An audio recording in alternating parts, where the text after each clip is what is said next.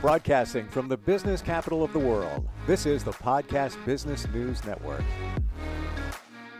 And welcome back, everyone. We are going to talk about something today that for many is somewhat uncomfortable, but it's something that needs to get talked about because it makes life easier down the road.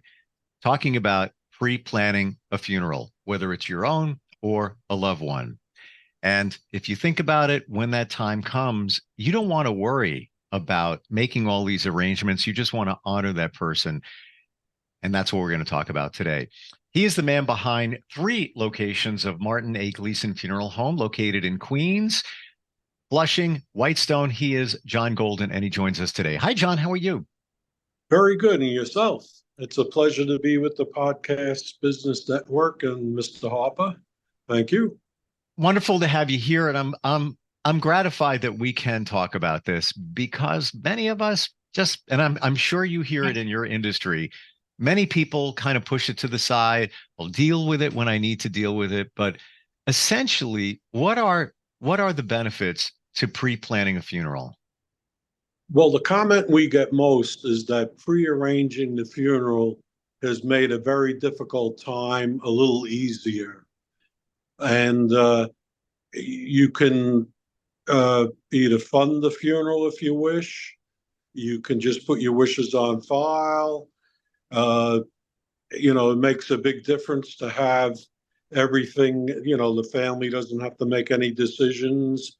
The guest of honor has pre-planned everything, and it makes it easier for the family. And we check the grave out. Sometimes the grave is filled, and it's better to find out in advance before, when the time comes. And for Medicaid purposes, also, you're allowed to prepay a funeral, and it's exempt from the nursing home and the federal government. I have to imagine, too, that there is a financial benefit because if you plan it now, you're locking in at today's prices as opposed to, let's say somebody is around for another 20, 30 years, whatever it might be. It's going to cost more, obviously, then.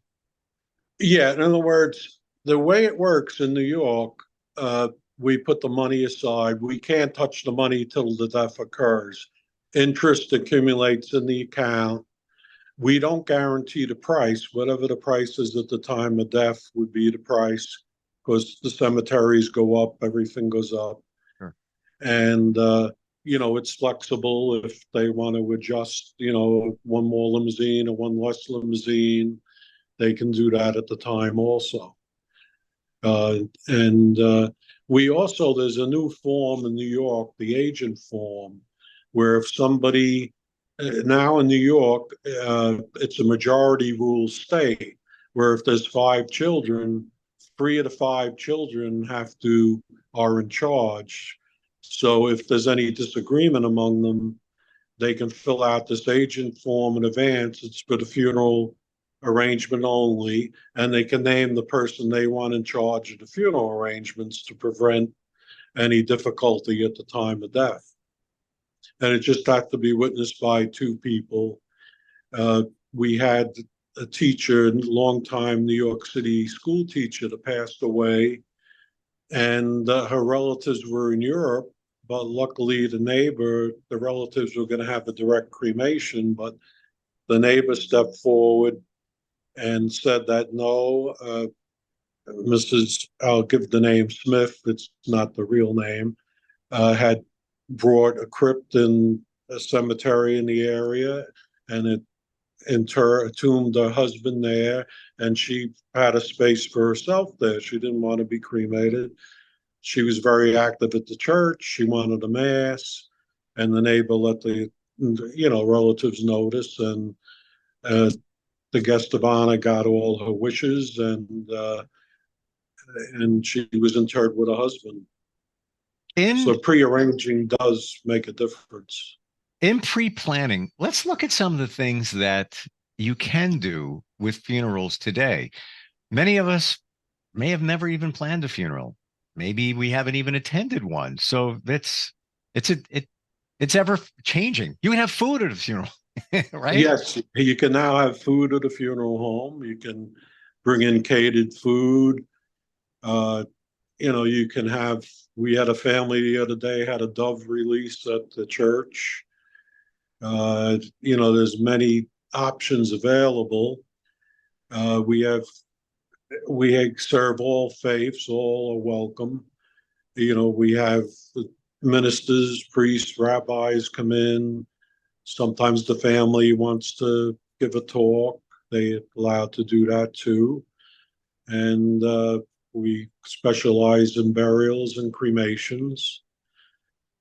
And it's good to know that you can be viewed and have a service at the church or the funeral home and then have the cremation afterwards. A lot of people don't realize that. And also the cremains are a perpetual responsibility.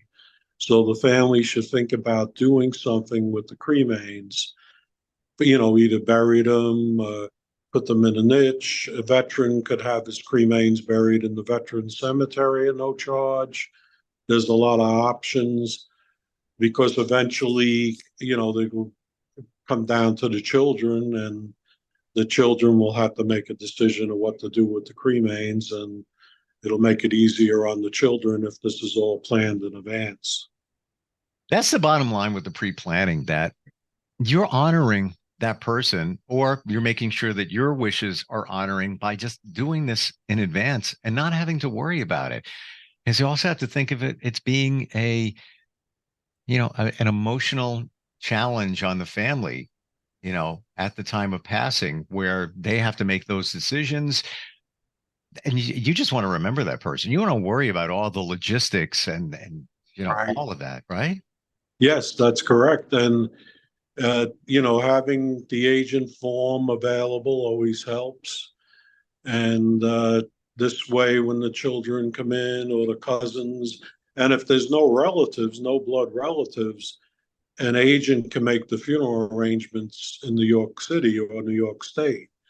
Mm. Whereas before, then the public administrator would step in, and this really, would delay the funeral, and now the agent can take care of everything and follow the wishes of the guest of honor, the deceased. Sure. This has been your life's work for some time, John. How did it all begin for you? Well, it all started, I was going to college, York College in Jamaica, Queens, and my father got me a job at a funeral home at night while I went to school. And I saw that helping families I felt that's what I wanted to do, to help the families get through the most difficult time in their life. So I got my BA in economics, and then I graduated and went to embalming school in Manhattan. And I got my funeral director's license. I worked for Mr. Gleason for 20 years, and then he sold the business to myself and Bob Gallagher. And, we have 3 funeral homes, one in Flushing, one in Bayside, and one in Whitestone. And we're family owned, and we've been in business over 111 years. Wow. Wow. How has in your career, how has the funeral industry changed? Well, there has been a big increase in cremation, but for the most part, a lot of families still have the visiting. They have the service at the funeral home or at the church, and then they have the cremation. Some families want to go to the crematory and go all the way, and some families feel at the end of the service at the church. Sometimes we hand a flower to each person. They place the flower on top of the casket in front of the church, and we go on our own to the crematory. We use the 2 local New York State crematories, Fresh Pond and All Souls Crematory in Queens. And, we pick up the cremains for the family from the crematory and deliver them to the house, or if they want to pick them up from us, they can.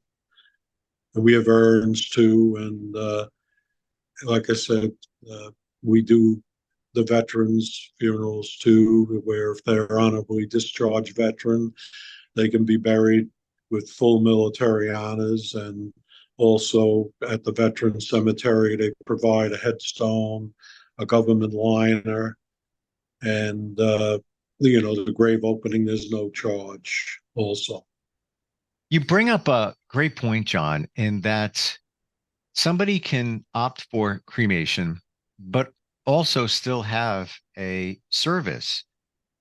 It's essentially the same. The only difference is a casket is not involved and the cemetery is not involved, although I guess it could be, depending on how you look at it. yeah, the casket could be involved. In other words, if you go into church, then you would carry a casket into church. You could arrange for the military honors at the church if the family didn't want to go to the crematory, and they will come to the church and present the flag to the next of kin and play a recording of taps. And it's very nice, and the families appreciate that, and the veteran deserves it. The services themselves can vary. And you mentioned about the military aspect. In all the years that you've worked in the funeral industry, can you remember some more unusual requests that have been made? I'm sure you've gotten quite a few. Well, the most unusual request one time, we had a lady from Astoria, and she called up and she says, "Look, I'm getting older." And she was very close to her puppets, and she was concerned. So she actually brought a grave and a casket to put the puppets in and bury the puppets in the grave alone. So that was almost an unusual request. But we Wow. checked into it and it was allowed to be done. And the lady was happy that we did it. So, but that's the most unusual. Well, you look at it this way, many people have certain items placed in a casket or their loved ones put those items in. This is essentially the same. It just was a different casket. Yes, it Wow. was. But Yeah. there's no judgment. It's whatever supports you, your family, your life of remembering that person. Um, we talked about some of the things that you can have in your facilities. Food, is that available as well? Yeah, well, we have space. We recommend catering places to cater at the funeral home. We have a lot of, like in our Bayside Chapel on Bell Boulevard, there's like a dozen restaurants right within walking distance. So a lot of them have funeral menus, and Hmm. uh, the family from Bayside a lot. They want to go to. They've been at these restaurants, and they have their funeral luncheon after the funeral, but in between hours, they can bring in food. We have a large lounge in all three places, and we can have catered food taken into the funeral home. Sure. Sure. And for those that don't know, back in the day, food wasn't permitted, by guideline. Right. The New York State Department of Health only allowed food to last, I guess, a year or two in New York State. So now it is allowed, and some people like that and appreciate it. For somebody who's considering pre-planning, what are some of the things that they should be mindful of? Obviously, they'd meet with you or your staff, kind of go over some of the wishes, but just some of those things that should be on their radar because the rest of us, we don't know. Yeah. You know, Well, one of the things is they should make, if they're going to have a burial, they should go out and look at different cemeteries and purchase a grave or a crypt. And that's very important if they're going to have the burial. Now, if they're a veteran, they should look for their honorable discharge, because that's what we need to get the military honors, and also if they want to be buried in the military cemetery. Also, if they want to be cremated, they should make sure there's a blood relative to authorize it, because the public administrator won't authorize it. And that's where the agent form comes in handy. The agent can authorize wow. cremation if there's no relatives. And then there's the information we need to complete the death certificate. You need the father's name, the mother's maiden name, social security number, the place of birth, the date of birth. So most families have a lot of that, but it may take a little time to find the social security number or the mother's maiden name. But all this would make it easier at the time rather than scrambling at the time of death. Sure. I mean, this just it further illustrates all that needs to get done. Now imagine doing that and have a very small window after somebody passes away that all needs to be taken care of, worried about. If you didn't have a cemetery picked out, now, search has to begin. Right. That was especially true during COVID times. Families that didn't have a grave, it created a lot of problems. And whereas if they had the grave and prearranged a funeral, at least that part of it was set, and they didn't have to run around and wait weeks or months to even meet at the cemetery. But it's definitely a good idea. And so a lot of the cemeteries have payment plans. You can pay so much at a time. And we have, a prearrangement. You can start off with as little as $500 and add to it whenever you want. The money's FDIC insured, and we can't touch the money till the death occurs. It's the best consumer protection in the country. Wow. In New York. I wasn't aware that when you pre-plan that the money is held by the funeral home, safe, protected. It's almost like a savings account. I put it aside, and that's what it's going to be used for. Yeah, and it gets interest. I think last month in New York it was like 2.1% interest, which is more than likely a little higher than the local banks because a lot of the funeral homes in New York use the pre-plan. Is it a certain? Not to get into like deep logistics, but out of curiosity, I'm far from the finance guy, but is it a separate account, a special type of account that money is held? Well, the money's at the New York Funeral Director Association started the pre-plan, and it's basically a trust that's the Better Business Bureau has given them the highest rating.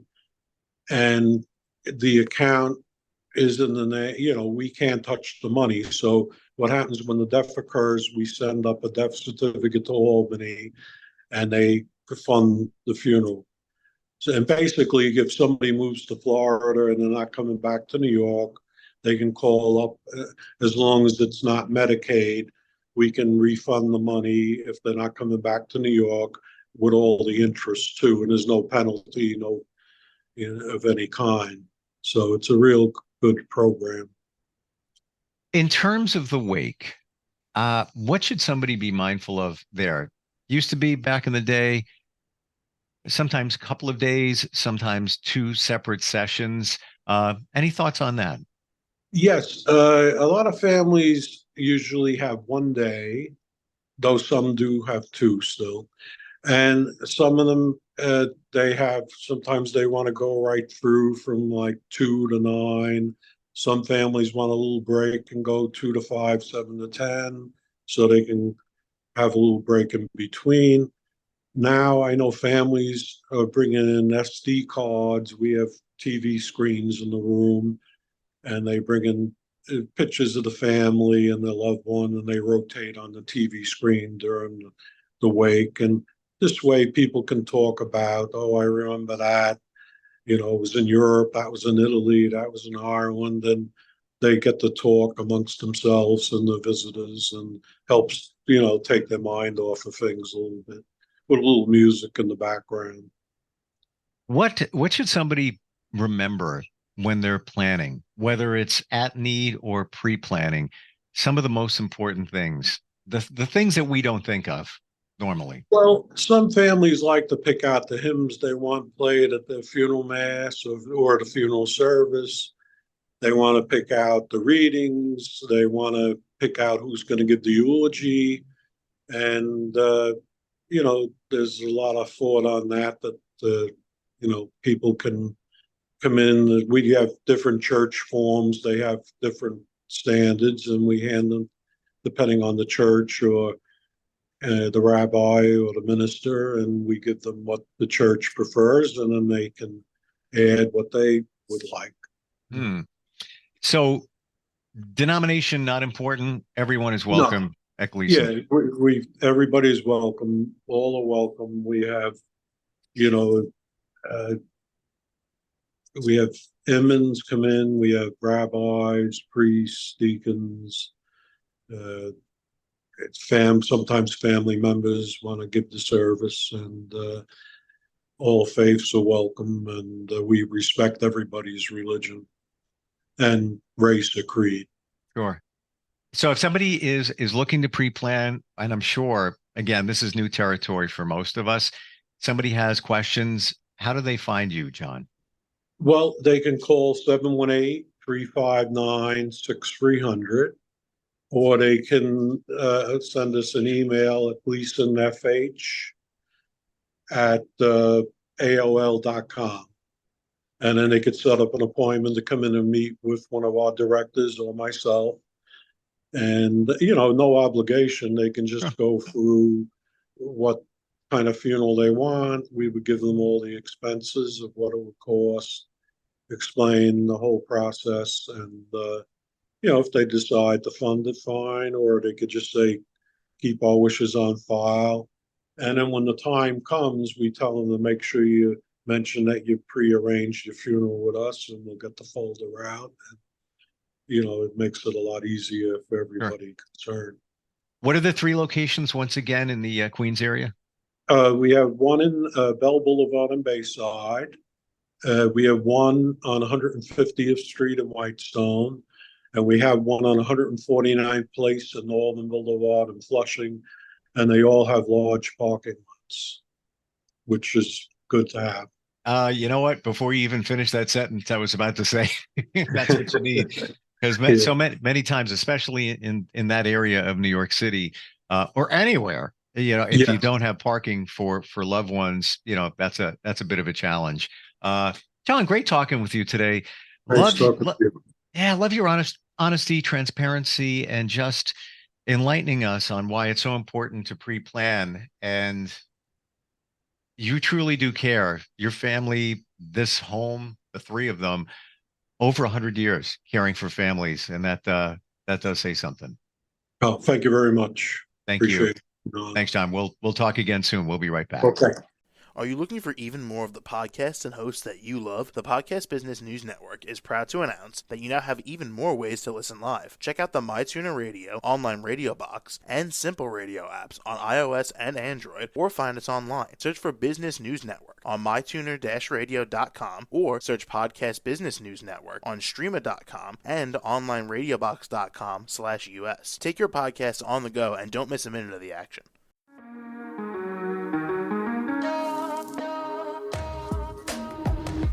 Broadcasting from the business capital of the world, this is the Podcast Business News Network.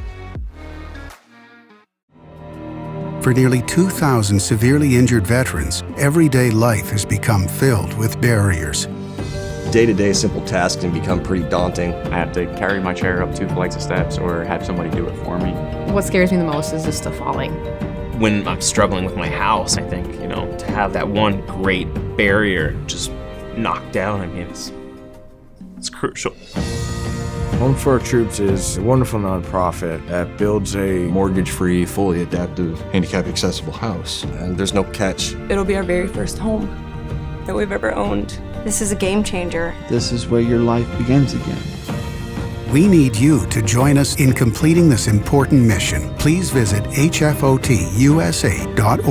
and help build homes and rebuild lives. Because of you, everything's going to be okay.